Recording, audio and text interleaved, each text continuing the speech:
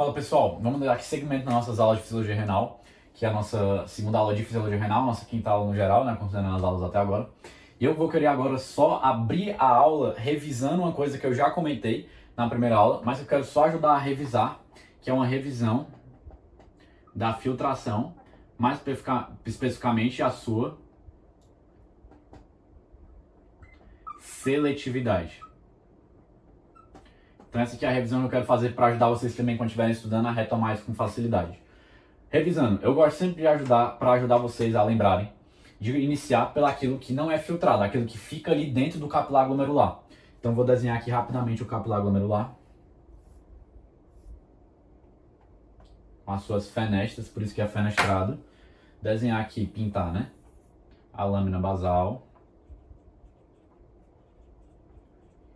Pintar aqui. Também teria um certo espaço para passar as coisas, né? Pintar aqui também a terceira camada da nossa membrana glomerular, né? Seria justamente os podócitos. Não vou revisar tudo isso que foi o tema da primeira aula, vou só focar no seguinte. Aqui dentro da nosso capilar glomerular tem o sangue passando e esse sangue tem proteínas. Para ajudar a lembrar o que é segurado ali dentro do capilar glomerular, o que não é filtrado, o que fica ali? As proteínas e também parte de algumas substâncias do nosso sangue que estão numa porção significativa dela, numa quantidade significativa, ligadas às proteínas. Exemplifica, Pedro, por favor. Um exemplo, o cálcio, ele é um íon que anda no sangue, praticamente metade da quantidade do cálcio ligada numa proteína chamada albumina. Eles ligados. Então, uma grande parte do cálcio não será filtrada, metade dessa quantidade de cálcio. Por quê? Porque se as proteínas não são filtradas e o cálcio está ligado numa porção significativa, 50% na albumina, que é uma proteína, então uma parte do cálcio não será filtrada, porque as proteínas não são filtradas de maneira quase que na totalidade. Pode passar uma proteína ou outra, mas não vou focar tanto nisso. Vou focar que quase que a totalidade das proteínas não passam em condições fisiológicas pela membrana glomerular. Revisando, por causa do tamanho, para ajudar vocês a lembrarem. Então, proteína, poxa, a proteína é grande. E também por causa da carga negativa, porque aqui a gente vai ter, não vou revisar também, vocês podem retomar na aula passada, da estrutura negativa da membrana glomerular. Então, só revisando isso com vocês. O que não é filtrado de maneira quase que total as proteínas, e em parte algumas substâncias que são ligadas nas proteínas. O cálcio, quase que metade, e também os ácidos graxos, costumam circular ligados a proteínas. Então, meu amigo, se eu sei dessas três aqui de maneira como eu acabei de explicar para vocês, se eu lembro delas, as outras ficaram fáceis. Por quê? Porque a membrana vai deixar passar praticamente em quantidades quase que totais mesmo, quase na totalidade vai deixar passar. Sódio, potássio, magnésio, cálcio não tanto, né? Cálcio praticamente só metade, mas além desse vai deixar passar a água, vai deixar passar creatinina, por exemplo, que é um metabólito. Poderia falar também da ureia, também, que é outro metabólito. Que metabólitos para ficar. E aí vai, pessoal, etc, etc. Então foca aqui nas que não passam, que vocês vão lembrar com facilidade das que passam, tá bom? Então eu queria fazer essa revisão. O que é que não passa? Proteínas, praticamente. Cálcio em grande parte e ácidos graxos também. Proteínas quase na totalidade. O que vai passar livremente? De maneira quase que livre mesmo, 99%. Sódio, potássio, magnésio, água, metabólitos e por aí vai. Aqui também poderia colocar uma porção significativa de aminoácidos, também passam. E por aí vai, pessoal. Então só essa revisão bem rápida para vocês sobre a seletividade da nossa membrana glomerular. Fala, pessoal, estava aqui só preparando um quadro para a gente falar um pouco agora sobre os determinantes da filtração glomerular. O que vai determinar esse processo, que eu até apontei aqui para vocês, da filtração glomerular, ou seja, da passagem de líquido de dentro do capilar glomerular para o espaço de Bowman. O que vai determinar isso, Pedro? Então vamos lá. Concordam comigo, para a gente iniciar aqui essa apresentação, que para haver um fluxo é necessário haver uma diferença de pressão. Então, um conceito que até no primeiro semestre foi abordado muito na parte cardiovascular. Isso também é muito abordado para a gente entender o fluxo de sangue ali pelos vasos. Mas também vai ser útil para a gente aqui, para a gente entender esse fluxo que ocorre de dentro do capilar glomerular para o espaço de Bowman, que é o chamado de filtração. Para a gente entender isso, vamos pensar o seguinte, pegando aqui um vaso qualquer. Para haver um fluxo pelo próprio vaso, fluxo nesse sentido aqui, digamos, precisa haver uma diferença de pressão na qual a pressão desse lado de cá, exemplo, valor 10, né? 10 milímetros de mercúrio, por exemplo. A pressão desse lado de cá seja maior do que uma pressão exercida na outra extremidade, como 5, por exemplo. E aqui nesse caso, a pressão resultante seria justamente o quê? De 5, né? Desse vetor aqui, que faria haver um fluxo daqui para cá. Então, só reforçando o seguinte, não precisam entender, esses números aqui são só para exemplificar, pessoal, num vaso qualquer. Eu quero que vocês entendam só o quê? Que para haver um fluxo, é necessário haver uma diferença de pressão. Vamos entender isso daqui, porque o mecanismo para esse fluxo é basicamente o mesmo do que em qualquer vaso. Vamos entender que eu desenhar a membrana glomerular, não vou abordar esses componentes que eu já abordei com vocês, justamente aonde? Nas aulas mais anteriores, em outros momentos. Só focar no seguinte, aqui no nosso capilar glomerular tem sangue passando, certo? Esse sangue, esse líquido aqui dentro do capilar glomerular vai exercer uma força, uma pressão na parede aqui desse capilar glomerular. O nome dessa pressão, aqui o líquido passando, é a primeira pressão e a mais importante para determinar a filtração glomerular que eu quero falar com vocês. Essa pressão é a pressão hidrostática. Como a gente está falando de dentro do capilar glomerular, a gente está falando na pressão hidrostática glomerular.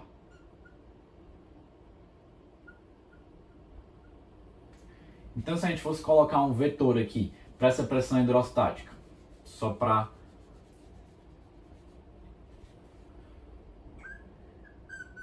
que eu vou chamar do glomérulo de maneira geral. Aqui eu vou chamar do espaço de Bowman. Então, só que eu esqueci de falar, vamos dar um zoom aqui para entender esse processo aqui acontecendo. Já falei da primeira pressão, que é essa hidrostática. Se a gente fosse colocar um vetor para ela, vou desenhar aqui. Esse vetor seria justamente, deixa eu pegar aqui um espaço bom para desenhar. Seria esse primeiro vetor daqui, tá? Na pressão hidrostática glomerular. Vou colocar aqui o número 1. Vou botar um pouco maior, senão vocês não vão conseguir ver, né? Vetor da pressão hidrostática glomerular, tá? Vou aumentar ele aqui para... Agora vamos falar de uma segunda força. Aqui dentro do nosso capilar glomerular, nós temos proteínas. E como eu expliquei para vocês, essas proteínas não costumam ser filtradas em condições fisiológicas. Essas proteínas vão querer puxar água para elas, por um efeito Dona, várias coisas que eu não vou adentrar aqui. Mas guardem só essa informação, que essas proteínas plasmáticas ali presentes no sangue, que está passando pelo capilar glomerular, elas puxam água para elas, certo? Elas estão puxando, segurando água ali com elas. O nome dessa força que elas fazem puxando a água para elas, o líquido também, e as outras coisas, consequentemente, é o que a gente vai chamar de pressão. Então essas proteínas vão estar puxando água, substâncias de uma maneira geral para perto delas. O nome disso a gente vai chamar de pressão, que é esse o vetor, né? Vou botar aqui 2. A gente vai chamar de pressão coloide-osmótica. Como a gente está falando das proteínas presentes dentro do capilar glomerular e a pressão está sendo exercida pelas proteínas daqui de dentro, é a pressão coloide-osmótica glomerular. Certo? Então eu já apresentei vocês para o conceito de pressão hidrostática coloide-osmótica. Então o resto vai fluir com mais facilidade. Vamos entender o seguinte. Aqui no nosso espaço de Bowman, a gente tem também um líquido, justamente esse líquido que está sendo filtrado. Se a gente tem um líquido aqui dentro e a cápsula de Bowman é fechado, né, um espaço delimitado, esse líquido também vai exercer uma pressão para diferentes direções. Que aqui no caso vai ser a pressão hidrostática também, porque é a pressão que o líquido está exercendo na parede desse local. Mas no caso aqui é a pressão hidrostática da cápsula, botar só C, de Bowman. E qual seria o sentido, o vetor, né, dessa pressão? Seria justamente assim. Então vou botar aqui do ladozinho, né, 3, pressão hidrostática da cápsula de Bowman, com esse vetorzinho aqui apontando para lá. Também poderia falar de uma pressão coloide-osmótica da cápsula de Bowman. Mas como eu já falei um pouco, o que acontece? Como não é filtrada a proteína, o que acontece? Aqui na cápsula de Bowman a gente não vai ter proteínas. Se a gente não tem proteínas, a gente não vai ter uma pressão coloide-osmótica aqui dentro da nossa cápsula de Bowman, em condições fisiológicas. Claro que em condições patológicas pode passar e, enfim, isso ser relevante. Mas entendeu? Vou até colocar aqui tracejado, mas é porque não é importante aqui para a fisiologia. que a gente também poderia falar de uma pressão, vou botar aqui o número 4, né? A gente poderia falar também de uma pressão colodosmótica, só que da cápsula de Bowman. Isso em condições mais patológicas, que houvesse proteínas ali no espaço de Bowman. Mas como não tem aqui, a gente está falando mais de histologia, eu vou até apagar aqui para não confundir. Então, essas aqui são as 3 pressões principais determinantes quando a gente está falando da filtração glomerular. Vamos voltar pelo que eu acabei introduzindo na aula. Se a gente tem um fluxo que vem daqui para cá, é porque a diferença de pressão tem que ser tal em que vai acontecer do fato de a resultante, né, desses vetores todos apontarem de dentro do capilar glomerular para o espaço de Bowman. Essa aqui é o que a gente vai chamar de pressão de filtração resultante, que é o nome chique que a gente vai dar para, justamente, depois de eu analisar esses 3 vetores, a pressão resultante, que tem que apontar daqui para cá, porque o líquido vai ter que sair de dentro do capilar glomerular para o espaço de Bowman para haver efetivamente filtração. Tá bom, pessoal? É isso que eu queria comentar com mais calma com vocês. Fala, pessoal, voltei, estava aqui só preparando o quadro, porque eu queria deter um pouco mais a atenção com vocês nesse componente, nesse determinante da filtração, nesse determinante da taxa de filtração glomerular, né? Que seria, acho que eu não apresentei para vocês esse conceito, passar aqui rapidamente. Taxa de filtração glomerular é aquela taxa que é expressa em ml por minuto, geralmente, né? Que é aquela taxa que vai ser a quantidade de plasma que é filtrado a cada minuto ali nos néfrons, de maneira geral, pegando de maneira meio que junta, né? Todos os néfrons dos rins. Então, um exemplo, né? Digamos que a taxa de filtração glomerular é 100 ml por minuto. Então, a cada minuto, 100 ml são filtrados ali, né? Mas a gente sabe que, por exemplo, a cada dia, 180 litros são filtrados, né? Então, a taxa de filtração glomerular diária, ali dos nossos rins, os 2 rins, contando, seria 180 litros dia, né? Mas, enfim, eles não querem que vocês decorem esses valores. É só para explicar a TFG, que eu vou usar esse termo aqui agora, para vocês não se confundirem, tá bom? Então, aqui, eu desenho. A gente tem o nosso capilar glomerular, e aqui o resto da membrana glomerular aqui para baixo que eu não vou abordar, que foi abordado já anteriormente. Vamos focar o seguinte, esse vetor aqui que está apontando do capilar glomerular, aqui estaria nosso espaço de Bowman, né? Esse vetor que está apontando aqui é a pressão hidrostática glomerular que eu quero falar com vocês. Essa pressão hidrostática glomerular, agora ela também tem os seus próprios determinantes, tá? Então quais são os determinantes da pressão hidrostática glomerular? Vai ser a pressão arterial,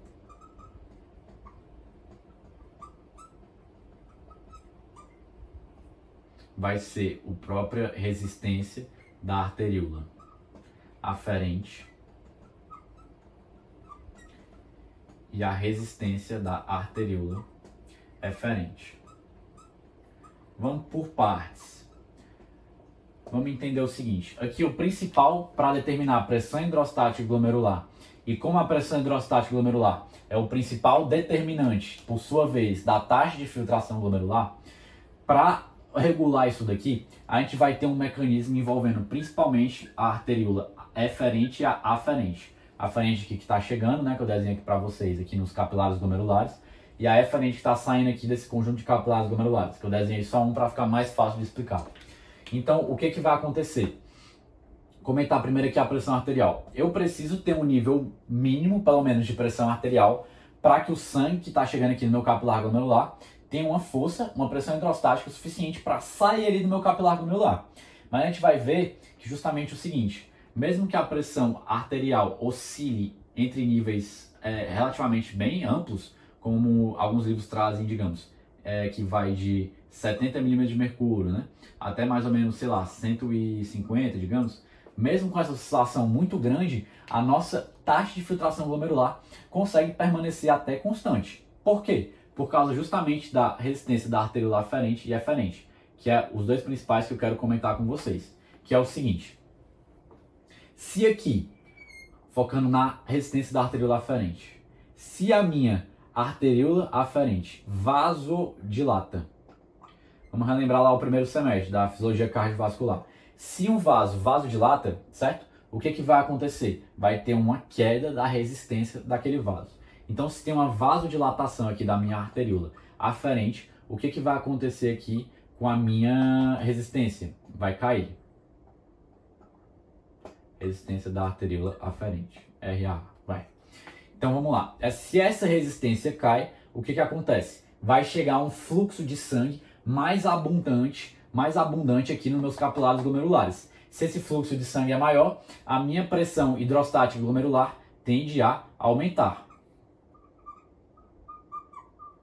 Se a minha pressão hidrostática glomerular aumenta, consequentemente a minha taxa de filtração glomerular vai aumentar também, porque o principal determinante da TFG vai ser aqui quem? A pressão hidrostática glomerular.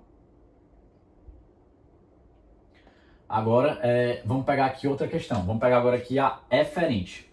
O que acontece? Se a eferente ela aumenta a resistência, ou seja, se tem uma vasoconstrição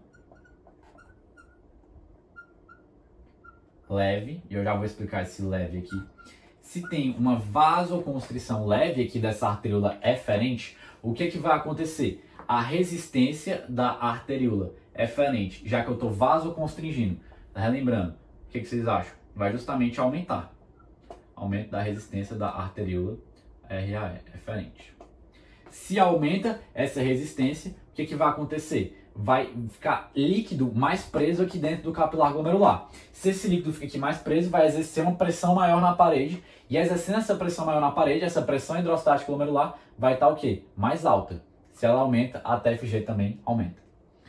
Então, eu já falei aqui dos mecanismos envolvendo essas arteríolas, mas eu queria comentar só um ponto aqui, uma observação importante que eu peço que vocês guardem sobre a arteríola eferente. O que vai acontecer? Se agora, no caso, a gente tiver uma vasoconstrição não leve, mas muito grande, grande demais, grande. Então, se está tendo uma vasoconstrição muito grande, a resistência vai aumentar demais. Se a resistência aumenta muito, porque eu vou até desenhar aqui, digamos aqui que a arteríola eferente, né? Vou pegar aqui o pincel vermelho. Se a resistência aumentou muito, porque ele vasoconstringiu muito, ficou aqui bem miudinho, tá bem? É menor que o capilar glomerular, não tem como, né? Mas digamos que ficou aqui bem menor. Então essa vasoconstrição bem intensa. O que vai acontecer? Mesmo que a resistência aumentou aqui muito, né? Por causa da vasoconstrição. Mesmo que a pressão hidrostática, que o líquido se acumule, beleza, o líquido está ali se acumulando.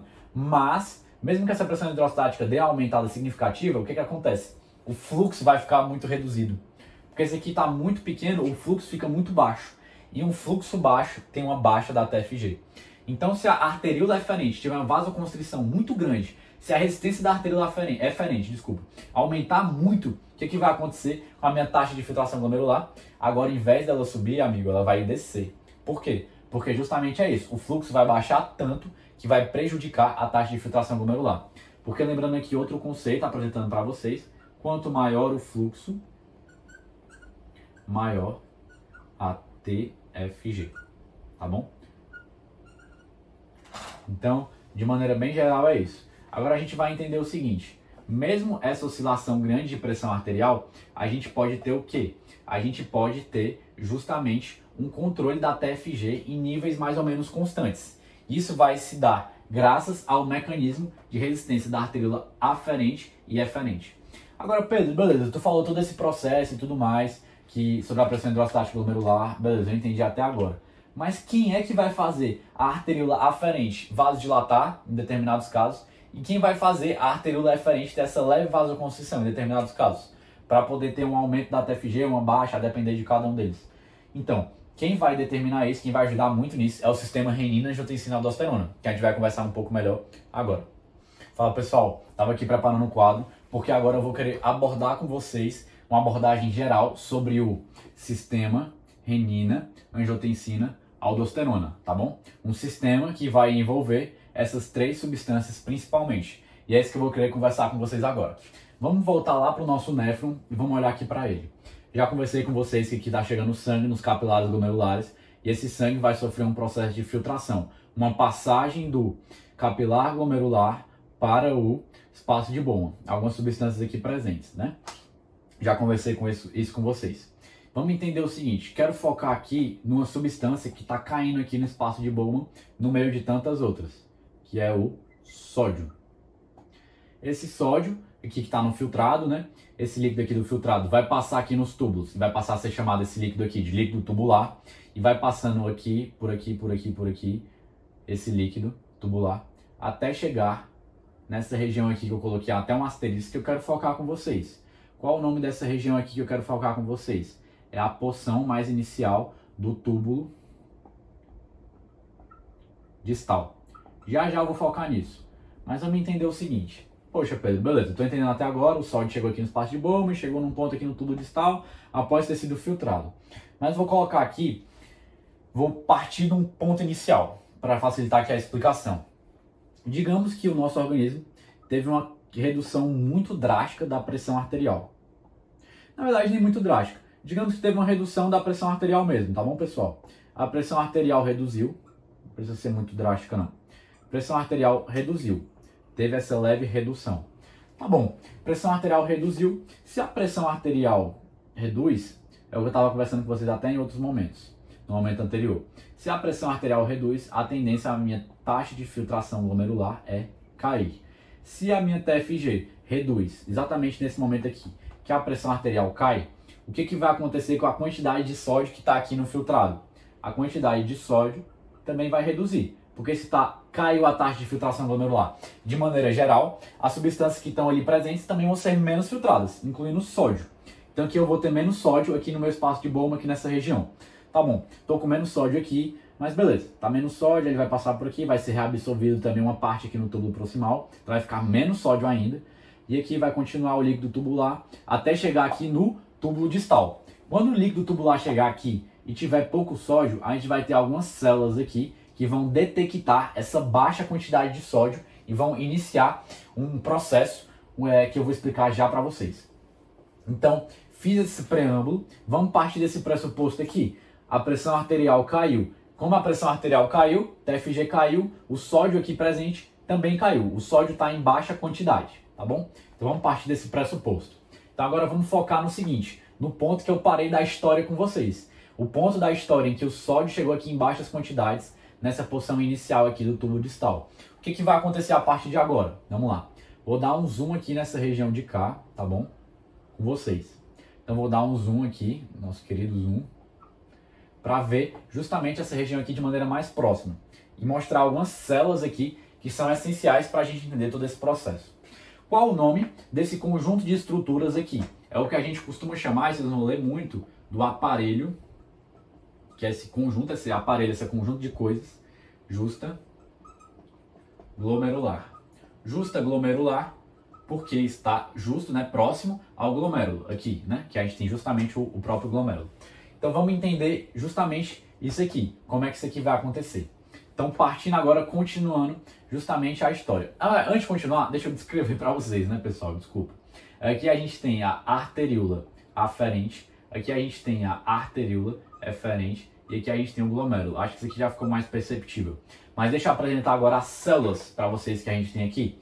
Aqui a gente tem as células justa glomerulares. Aqui bem próximas ao glomérulo, justa glomerulares, coladas aqui justamente nas arteríolas aferentes e eferentes, tá bom? E depois a gente também vai ter essas células aqui, que estão localizadas na porção inicial da onde? Do túbulo distal. O nome dessas células são as células que compõem o conjunto delas, né? O conjunto dessas células especializadas é chamado de mácula densa. E essas células aqui da mácula densa vão ter essa função de fiscais do sódio, vou chamá-las assim, tá? Fiscais, adoram uma fiscalização, fiscais do sódio. Agora que eu fiz essa apresentação dessas estruturas aqui do aparelho justaglomerular, vamos dar seguimento na nossa história. Então vamos lá, a partir daquele pressuposto, não vou repetir tudo, mas entender que aqui chegou uma baixa quantidade de sódio, só 3 bolinhas aqui, pouco sódio. Essas células da mácula densa vão detectar essa baixa quantidade de sódio. Quando elas detectarem que está havendo essa baixa quantidade de sódio, elas vão liberar 2 sinais. Vou comentar aqui rapidamente um sinal que não é tão importante para a gente, mas também para falar que ele existe. Essas células da mácula densa vão emitir um sinal para a arteríola aferente e falar: arteríola aferente, você precisa vasodilatar. Você precisa vasodilatar e, consequentemente, baixar a sua resistência. Porque você baixando a resistência vai aumentar o fluxo e a TFG vai aumentar de novo. E se a TFG aumentar, o sódio vai voltar a quantidades normais. Beleza. A mácula densa pode emitir esse sinal para a arteríola aferente, mas não é o principal que eu quero falar com vocês. Acontece que essas células da mácula densa podem emitir sinais aqui para as células justaglomerulares. E elas vão falar: células justaglomerulares, vocês precisam começar a fazer a função de vocês. Qual é a função das células justaglomerulares? Produção de renina. Então, as células justaglomerulares, após sofrerem esse sinal da mácula densa, que detectou baixas quantidades de sódio, essas células justaglomerulares vão produzir renina. E essa renina aqui produzida, que é essa bolinha azul que eu estou pintando aqui, ela vai adentrar aqui nos capilares, nos vasos sanguíneos ali da região, e vai, uma hora ou outra, chegar finalmente na circulação sanguínea. Olha aqui a renina chegando. Quando a renina chegar aqui na circulação sanguínea, ela vai encontrar algumas outras substâncias que vão ser importantes para a gente entender tudo isso aqui. Elas vão encontrar uma substância chamada de angiotensinogênio.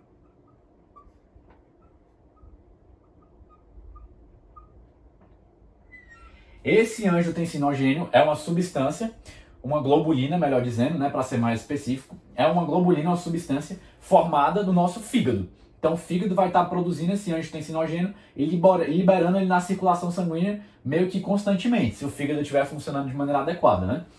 Quando a renina, que é a bolinha azul, né, encontrar com o angiotensinogênio, a renina é uma enzima que vai ajudar na transformação, eu vou colocar aqui o número 1, tá? Para escrever para vocês.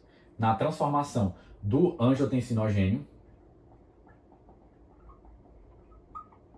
em renina aqui, ó.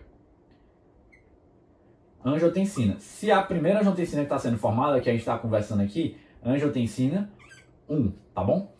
Então, vai formar agora, vou até botar aqui de vermelho, o angiotensinogênio 1. Aí o que acontece? Vai aumentar a concentração aqui na circulação sanguínea desse angiotensinogênio 1. Esse angiotensinogênio 1 agora vai encontrar uma nova enzima que está ali circulante justamente na nossa circulação sanguínea. Antigamente se acreditava que só tinha essa enzima nos pulmões, os fisiologistas falavam isso, né? Por isso vocês podem se cruzar aqui, não, a ECA, a enzima conversora de angiotensina, que eu vou apresentar para vocês, ela só tem nos pulmões. Mas depois os cientistas foram descobrindo que ela também tem de maneira geral na circulação, nos próprios vasos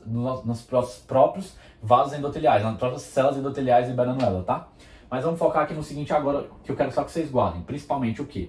Aqui também a gente vai ter, vou colocar aqui no formato de asterisco, na circulação sanguínea, essa enzima, que é a enzima conversora de angiotensina. O próprio nome já aponta pra gente. De angiotensina. O próprio nome já aponta pra gente. Ela vai converter a angiotensina em alguma coisa. E ela vai converter justamente a angiotensina 1 agora, finalmente, em angiotensina 2. Então aqui a gente vai ter a ação da ECA para ver uma conversão da angiotensina 1 em angiotensina 2, certo? E essa angiotensina 2, ela vai ter algumas ações, que para falar dela eu vou precisar limpar aqui um pouco essa parte, que eu acho que já ficou claro, tá bom, pessoal? Então já ficou claro para vocês como é que é formada a angiotensina 2. Então vou apagar aqui. Qualquer coisa vocês podem me sinalizar dúvidas que eu posso também responder, tá? Em relação a isso aqui, podem sinalizar. Pelos comentários ou pelo WhatsApp, enfim. Agora que finalmente a gente conseguiu ter essa formação aqui da angiotensina 2, vamos entender um pouquinho do papel dela. Ela vai agir, o primeiro papel que eu vou falar aqui, o seguinte, vai agir, primeiro que eu vou falar o quê? Ela vai agir também aqui na arteríola eferente, induzindo uma vasoconstrição. Porque com a vasoconstrição vai ter um aumento da resistência. Se aumenta a resistência, eu vou ter um aumento da TFG, que é o que eu quero. Porque, pô, está chegando pouco sódio, eu quero que a TFG aumente para chegar mais sódio e equilibrar as coisas. Estão lembrados disso? E, enfim, isso é um dos efeitos da angiotensina 2. Agir sobre a arteríola eferente. Agora eu vou citar o que é o principal aqui pra gente hoje, conversando aqui do sistema renina-angiotensina-aldosterona, que é o que eu quero que vocês mais guardem. Então foquem aqui. A angiotensina 2 vai agir numa região. Vou desenhar aqui os nossos rins, num rim no caso, né? Num rim em cima dele tem uma glândula logo acima dele. Então se está acima acima de quem? Do rim suprarrenal. Essa glândula suprarrenal, quando a angiotensina 2 agir sobre a suprarrenal, vai induzir, vai estimular a suprarrenal a liberar a aldosterona, o hormônio da aldosterona. essa aldosterona vai agir aqui nos nossos néfrons, principalmente na parte mais distal dos néfrons. Depois eu vou comentar isso com mais calma. Mas a aldosterona vai agir aqui estimulando o quê? A reabsorção de sódio, principalmente. Então vamos voltar lá para o começo. A gente partiu do pressuposto inicial, tá bem aqui, ó, da baixa da pressão arterial. Se eu aumento a reabsorção de sódio, eu facilito também a reabsorção de água. Concordam? Porque lembram, a água gosta de acompanhar o sódio, né? Naquelas regiões onde a água também é permeável, tá bom? Então a água gosta de acompanhar o sódio naquelas regiões que é permeável. Então quando eu estiver reabsorvendo sódio aqui no néfron, a água vai querer seguir junto onde ela consegue, onde no tubo é permeável a água.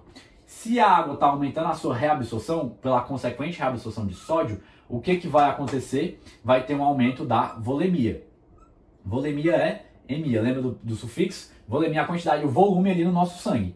Vamos lembrar o seguinte, pressão arterial, o conceito lá do primeiro semestre, é igual a débito cardíaco vezes resistência vascular periférica. Se eu aumento a minha volemia, consequentemente, após processos, né, não vou adentrar aqui e destrinchar tanto, mas de maneira simplificada, se eu aumento a minha volemia, eu aumento o meu débito cardíaco. Se eu aumento o meu débito cardíaco, eu aumento a minha pressão arterial. Então eu restauro, reequilibro as coisas, tá bom? Então, isso aqui é muito importante para entender o mecanismo de manutenção da pressão arterial, tá bom, pessoal? E além disso, só para não deixar passar batido, a angiotensina 2, ela também pode agir justamente em quê? Pode agir aumentando a pressão arterial por outros mecanismos, em relação à vasopressina, que não é a mesma coisa que a aldosterona, seria outro hormônio, em relação a outros estímulos que também aumentariam a pressão arterial sistêmica ali do nosso organismo, tá? Queria comentar isso com vocês e reforçar justamente aquilo, que não é o principal aqui do sistema renina-angiotensina-aldosterona, mas reforçar aquilo que eu já comentei no começo, que a angiotensina 2 também age na arteríola eferente, aumentando a sua resistência. Se aumenta a resistência, vai aumentar, como a gente está falando da arteríola eferente, se está aumentando a resistência da arteríola eferente, vai aumentar a taxa de filtração glomerular. Então, vocês estão vendo justamente o quê? Aquele mecanismo autorregulatório que eu estava conversando com vocês quando eu falei da pressão hidrostática glomerular, que é o quê? Poxa, se a pressão cai, eu não posso ter uma alteração muito grande da TFG. Então, se a pressão arterial cai, eu preciso dar um jeito que a TFG suba novamente. Isso vai ter um envolvimento muito importante da angiotensina 2, de todo esse sistema. Tá bom, pessoal? Então, em linhas gerais, é isso que eu queria comentar com vocês. E, consequentemente, também, se a pressão arterial sobe muito, dando um exemplo um pouco oposto, né? Digamos que a pressão arterial subisse demais. Aí pode ter uma queda da formação de angiotensina 2 para justamente diminuir a pressão arterial, para diminuir a reabsorção de sódio também por causa da aldosterona, que também está entremeada no meio disso tudo, como eu já expliquei. Para finalizar tudo isso, vou comentar rapidamente com vocês a ação de dois fármacos. Inibidor da enzima conversora. Vou botar a sigla, tá, pessoal? Que eu já expliquei para vocês. Inibidor da ECA, que a gente chama de ECA, né, geralmente. Inibidor da enzima conversora de angiotensina, tá bom? Que vai atuar, que vai ajudar a reduzir a pressão arterial. Como? Ela vai atuar bloqueando justamente esse passo daqui, ó. Se está inibindo a enzima conversora de angiotensina, o que vai acontecer? A angiotensina 1 não vai conseguir se transformar na angiotensina 2. Se eu não formo a angiotensina 2, vai ter justamente o quê? Um problema em todos esses mecanismos que eu conversei com vocês. Para focar só em um, vai ter um problema, por exemplo, no aumento de nível de aldosterona. Então a angiotensina 2 vai ser menos formada e, consequentemente, vai ser liberada menos aldosterona pela suprarrenal. Se está sendo liberado menos aldosterona, vamos revisar. Vai ser reabsorvido menos sódio. A volemia não vai aumentar tanto. Então o que vai acontecer? Vai ter, na verdade, uma baixa da volemia. Se tem uma baixa da volemia, vai ter uma baixa do débito cardíaco. Se tem uma baixa do débito cardíaco, e também por outros processos, né, que a angiotensina 2 também atua ali na pressão arterial. Se tem uma baixa da volemia e tudo mais dessa questão, o que vai acontecer com a minha pressão arterial? Também vai cair. Beleza, pessoal? Então por isso que a IECA é uma das classes dos antihipertensivos, que depois vocês vão ver depois melhor. Agora conversar sobre o BRA, que é o bloqueador do receptor de angiotensina. Então, de maneira mais específica, vocês não precisam saber exatamente do nome do receptor, mas a título de curiosidade é o AT1. Então, os medicamentos, que é o BRA, né? Um exemplo de um BRA, losartana, que vocês já podem ter ouvido falar, né? O BRA vai inibir, vai bloquear esse receptor de angiotensina. Se está bloqueando o receptor de angiotensina, vai também ter, consequentemente, uma queda da pressão arterial. Porque guardem isso, Angiotensina 2 está associada ao aumento da pressão arterial. Se vocês guardarem isso, já vai ajudar muito vocês. Então é isso. Espero que eu tenha ajudado vocês. Estava citando aqui de maneira bem superficial essa questão dos medicamentos. Mas é exatamente isso. A angiotensina 2, quando fosse atuar aqui no receptor, falando do BRA, né? Ficaria bloqueado. Por quê? Porque esse bloqueador do receptor de angiotensina se ligaria aqui e impediria a ligação da angiotensina 2 no receptor, também contribuindo para um efeito antihipertensivo. Para finalizar, a título de curiosidade, também não é uma aula de hipertensão, mas esse também é o motivo pelo qual a gente não costuma associar dois medicamentos para pressão que sejam os dois, um IECA e um BRA. Por quê? Porque os dois vão estar meio que atuando em etapas diferentes, mas a ideia deles é praticamente a mesma. Ele impedir que a angiotensina 2 exerça a sua função, né?